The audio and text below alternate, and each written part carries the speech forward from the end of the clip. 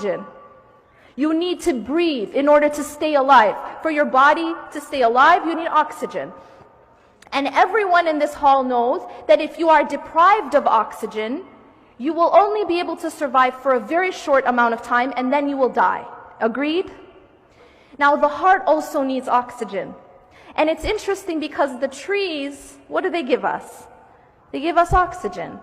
And in fact, Allah subhanahu wa ta'ala actually made this connection with the tree and the good word, the goodly word, that kalimatun tayyiba. And that being Iman and La ilaha illallah. And ultimately, the oxygen of the heart is dhikrullah. It's the remembrance of Allah subhanahu wa ta'ala. If we live our lives and we don't remember Allah, if we live our day, we go through our day and we aren't praying, it is exactly like a person who is being deprived of oxygen. And I don't need to tell you, we don't need an MD up here to tell you what's going to happen to that person.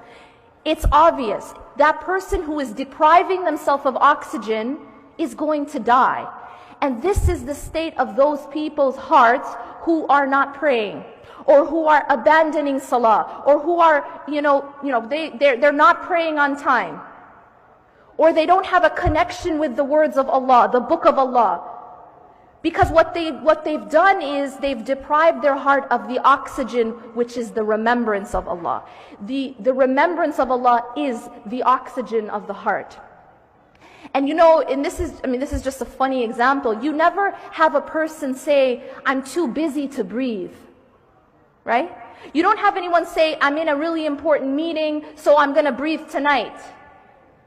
Or I'm not having a good day, so I'll leave breathing till tomorrow. Because I'm really down, I'm not in a good mood. Nobody says I'm watching a TV show, so I'm not going to breathe. Or I'm at the mall. You understand the point here. We know that we have to breathe to stay alive. And it does not matter where we are, or in what state we are in, or in what condition we are in. Even when you're in US airports, you still breathe, right? Yeah? What happens when salah time comes and you're in an airport?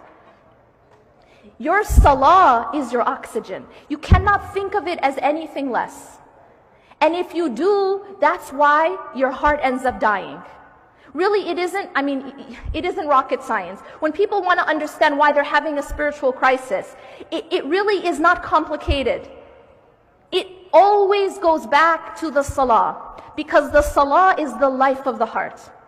And a person has to first abandon the salah, or somehow put salah aside, in order to be able to get off the straight path. So the salah becomes a protection, and it is also the life of the heart.